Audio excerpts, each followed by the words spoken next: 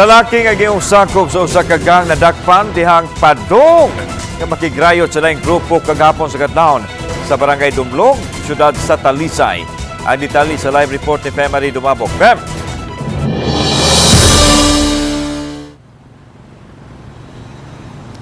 Yes, la nasikop og bagatubang og kaso ang 18 anyos nga lalaki human kini nasakmitan og kutsilyo. Samtang curfew sa mga minor de edad sa dakbayan sa Talisay gibalik.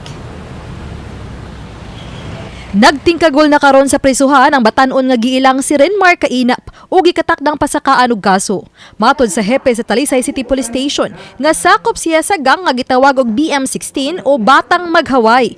Gingong nakadawat na sila og report nga subling nagtapok ang mga gang kaniadto human nga giluagan ang quarantine restriction. Gani ang barangay Tanod nga nakasikop kang Kainap ni Tugan nga halos kada weekend na sila makaresponde og lamok-lamok sa mga batan-on. Nagtapok na sila sa isa ka barangay fiesta. Then naalay nakareport nga concerned citizen mo tong dali nakaresponde ato ang mga barangay Tanod sa Dumlog.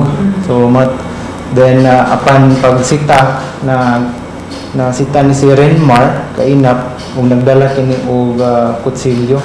Daghan na ma'am niya, di lang makuha na mo kay botilya na lang nagkakuha mga buang nga botilya sa karsada, pasad. Daghan kay kuan among pagan. So maglabay sa botilya?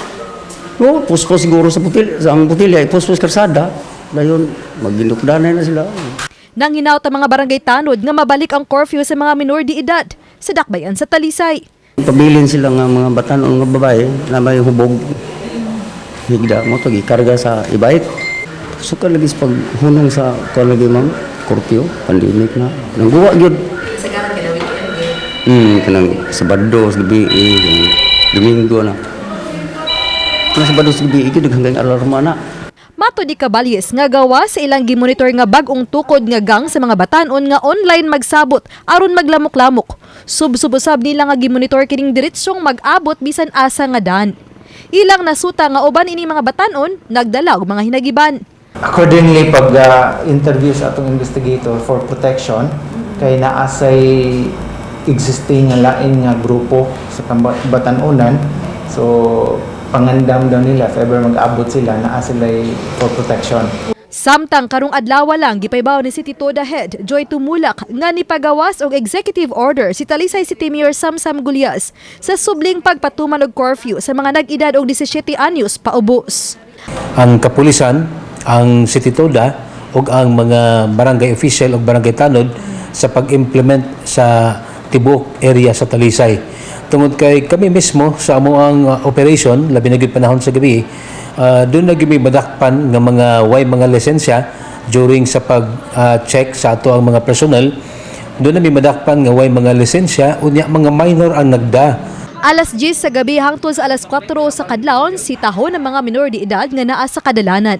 Gawas lang kung kuyog nilang ilang mga ginikanan o guardian.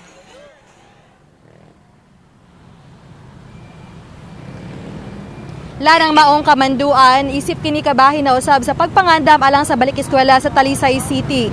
Samtang lakip na sa gipainumdum sa kapulisan sa ilang pagduaw sa mga eskwelahan ngadto sa mga tinun-an nga dili gyud magpadala o mosalmot sa mga grupo sa mga batan-on nga kagubot ang tinguha.